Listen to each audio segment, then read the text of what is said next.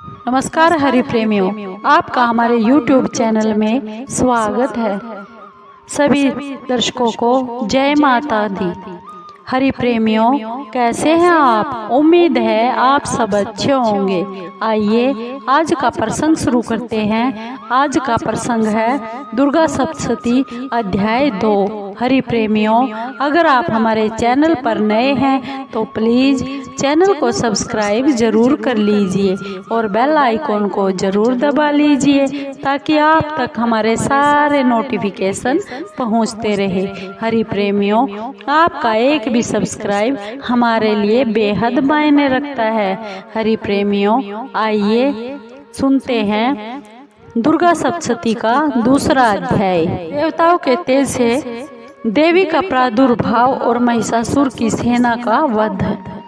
महर्षि मेघा बोले, प्राचीन काल में देवताओं और असुरों में पूरे 100 वर्षों तक घोर युद्ध हुआ था। उनमें असुरों का स्वामी महिषासुर था और देवराज इंद्र देवताओं के स्वामी थे। इस युद्ध में देवताओं की सेना परास्त हो गई और इस प्रकार संपूर्ण देवताओं को जीत महिषासुर इंद्र बन बैठा।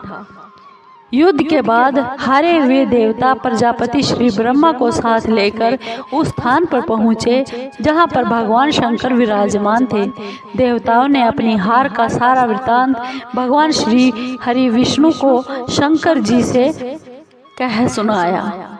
अब देवता कहने लगे, हे प्रभु, महिषासुर सूर्य, इंद्र, वायु, अग्नि, चंद्रमा, वरुण, यम तथा अन्य देवताओं के सब अधिकार छीनकर सबका अधिष्ठाता स्वयं बन बैठा है। ने समस्त देवताओं को स्वर्ग से निकाल दिया है। समस्त देवता मनुष्यों की तरह पृथ्वी पर विचरण कर रहे हैं। दैत्यों की सारी करतूत हमने आपको सुना दी है।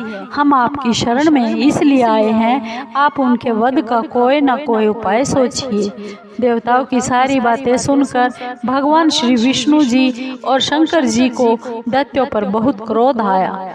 उनकी भौहें तन गई और आंखें लाल हो गई और क्रोध में भरे हुए भगवान श्री विष्णु के मुख से बड़ा भारी तेज निकला और उसी प्रकार का तेज भगवान शंकर जी और ब्रह्मा जी, इंद्र आदि दूसरे देवताओं के मुख से प्रकट हुआ। फिर वह सारा तेज एक में मिल गया और तेज का पुंज यह ऐसे दिखाई देता था जैसे जाज्वल्यमान पर्वत हो। देवताओं ने देखा कि उस पर्वत की ज्वाला चारों ओर फैली हुई थी और देवताओं के शरीर में से प्रकट हुए तेज की किसी अन्य तेज से तुलना नहीं हो सकती थी।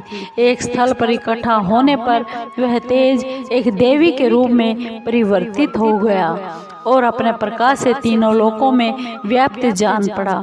वह भगवान शंकर जी का तेज था। उससे देवी का मुख प्रकट हुआ। यमराज के तेज से उसके सिर के बाल बने। भगवान श्री विष्णु के तेज से उसकी भुजाएं बनी। चंद्रमा के तेज से दोनों स्तन और इंद्र के तेज से जंघा और पिंडली तथा पृथ्वी के तेज से नितंब भाग बना। ब्रह्म के तेज से दोनों चरण और सूर्य के तेज से उसकी उंगलियां पैदा हुई और वसुओं के तेज से हाथों की उंगलियां एवं कुबेर के तेज से नासिका बनी। प्रजापति के तेज से उसके दांत और अग्नि के तेज से उसके नेत्र बने। संध्या के तेज से उसकी भौहें और वायु के तेज से उसके कान प्रकट हुए। इस प्रकार उस देवी का प्रादुर्भाव हुआ। महिषासुर से पराजित देवता उस देवी को अत्यंत प्रसन्न हुए देखकर भगवान शंकर जी ने अपने त्रिशूल में से एक त्रिशूल निकालकर उस देवी को दिया और भगवान श्री विष्णु ने अपने चक्र में से एक चक्र निकालकर माँ देवी को दिया। वरुण ने अपने चक्र में से एक चक्र निकालकर उस देवी को दिया। वरुण ने देवी को शंख भेंट किया। अग्नि ने इसे शक्ति दी। वायु ने उसे धनुष और बाण दिए। सहस्त्र नेत्रों वाली वाले श्री देवराज इंद्र ने उसे अपने वज्र से उत्पन्न करके वज्र दिया और ऐरावत हाथी का एक घंटा उतारकर देवी को भेंट किया। यमराज ने उसे काल दंड में से एक दंड दिया। वरुण ने उसे पाश दिया। प्रजापति ने स्फटिक की माला दी और ब्रह्मा जी ने उसे कमंडल दिया। सूर्य ने देवी के समस्त रोमों में अपनी किरणों का तेज भर दिया। काल ने उसे चमकती हुई ढाल और तलवार दी तथा उज्जवल हार और दिव्य वस्त्र उसे भेंट किए। इनके साथ ही उसने दिव्य चूड़ामणि दी, 2 कुंडल, कंकण, उज्जवल अर्धचंद्र, बाहों के लिए बाजूबंद, चरणों के लिए नुपुर, गले के लिए सुंदर हंसली और अंगुलिया के लिए रत्नों की बनी हुई अंगूठियां दी। विश्वकर्मा ने उसको फरसा दिया और उसके साथ ही कई प्रकार के अस्त्र और अभेद कवच दिए। इसके अतिरिक्त उसने उसे कभी न कुम्भलाने वाली सुंदर कमलों की मालाएं भेंट की। समुद्र ने सुंदर कमल के फूल भेंट किए। हिमालय ने सवारी के लिए सिंह और तरह तरह के रतन देवी को भेंट किए। यक्षराज कुबेर ने मधु से भरा हुआ पात्र और शेषनाग ने उसे बहुमूल्य मणियों से विभूषित नागहार भेंट किया। इसी तरह दूसरे देवताओं ने भी उसे आभूषण और वस्त्र देकर उसका सम्मान किया। इसके बाद देवी ने उच्च स्वर से गर्जना की। उसके इस भयंकर नाद से आकाश गूंज उठा। देवी का वह स्वर किया हुआ सिंहनाद समा न सका। आकाश उनके सामने छोटा प्रतीत होने लगा। उससे बड़े जोर की प्रतिध्वनि हुई जिससे समस्त विश्व में हलचल मच गई और समुद्र कांप उठे, पृथ्वी डोलने लगी, सब के सब पर्वत हिलने लगे। देवताओं ने उस समय प्रसन्न हो सिंह वाहिनी जगतमयी देवी से कहा, देवी तुम्हारी जय हो।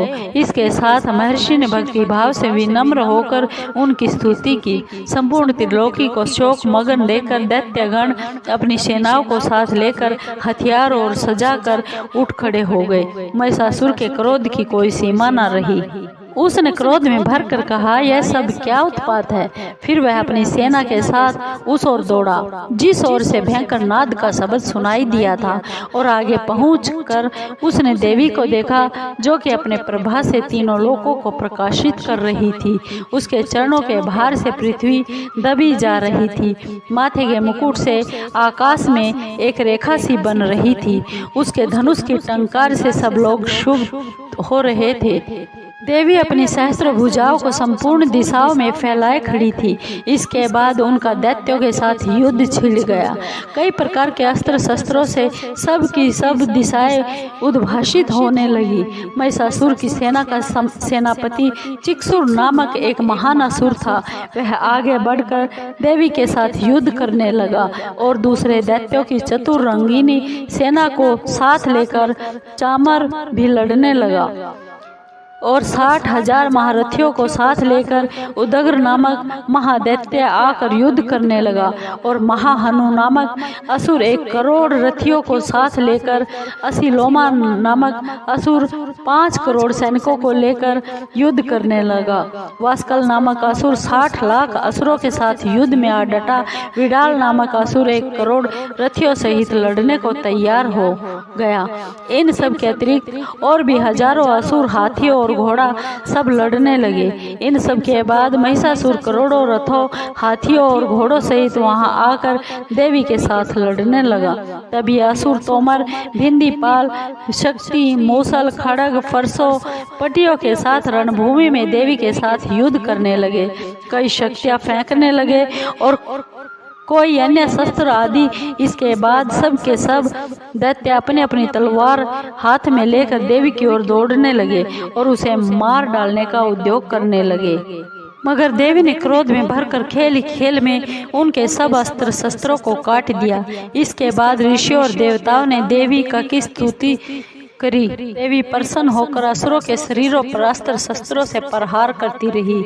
माँ देवी का वाहन भी क्रोध में भरकर दैत्य सेना में इस प्रकार विचरने लगा जैसे कि वन में दावानल फैल रहा हो। युद्ध करती हुई देवी ने क्रोध में भरकर श्वासों को छोड़ दिया। वह सैकड़ों हजारों गणों के रूप में परिवर्तित हो गई। फरसे, खड़ग और बिंदीपाल पट्टिशादी अस्त्रों के साथ दैत्यों से देवी युद्ध करने लगी। देवी की शक्ति से चढ़े हुए वह गण दैत्यों का नाश करते हुए ढोल, मृदंग, शंख आदि बजा रहे थे।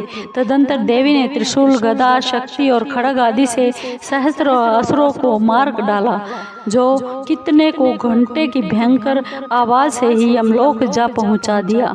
कितने ही असुरों को उसने पास में फंसाकर पृथ्वी पर धर घसीटा, कितने को अपनी तलवार से टुकड़े टुकड़े कर दिए और कितनों को गदा की चोट से धरती पर सुला दिया।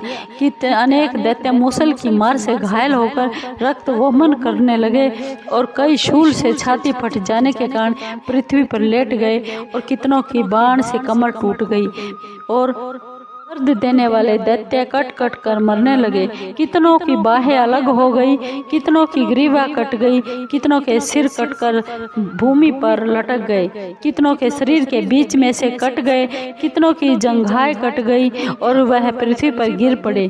कितने ही सिरों व पैरों से कटे हुए भूमि पर से उठ खड़े हुए और शस्त्र हाथ में लेकर देवी से लड़ने लगे। कई दैत्यगण भूमि में बाजों की आवाज के साथ नाच रहे थे। कई असुर जिनके सिर कट गए थे बिना सिर के झुके से ही हाथ में अस्त्र लिए हुए लड़ रहे थे। दैत्य रह रह कर देवी को युद्ध के लिए ललकार रहे थे। जहाँ पर यह घोर संग्राम हुआ वहाँ की भूमि रथ, हाथी, घोड़े और असुरों की लाशों से भर गई और असुर सेना के बीच में रक्तपात होने के कारण रुधिर की नदियाँ बह गई और इस तरह देवी ने असुरों की विशाल सेना को पल भर में नष्ट कर दिया, जैसे अष्ट के बड़े समूह को अग्नि नष्ट कर देती है। और देवी का सिंह भी गर्दन के बालों को हिलाता हुआ बड़ा शब्द करता हुआ असुरों के शरीरों से मानो उनके प्राणों को फैला रहा हो। वहां देवी के गण जब दैत्यों के साथ युद्ध किया तो देवी ने प्रसन्न होकर देखा और देवताओं ने आकाश से उन पर पुष्प की वर्षा की। प्रेमियों, आपको ये दुर्गा सप्तशती का दूसरा अध्याय कैसा लगा? हरि प्रेमियों, अगर आपको माँ दुर्गा सप्तशती का दूसरा अध्याय अच्छा लगा हो तो प्लीज़ चैनल को सब्सक्राइब कीजिए, लाइक कीजिए, शेयर कीजिए और कमेंट जरूर कीजिए। धन्यवाद। जय माता की।